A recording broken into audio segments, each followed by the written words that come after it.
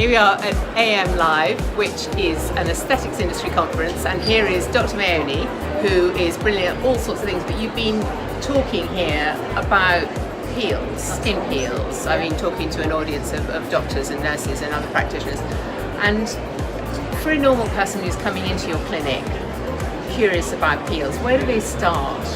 Lovely. Well, I would always encourage all of my patients to book in for a full consultation with me. Okay. I think talking about their concerns are really important.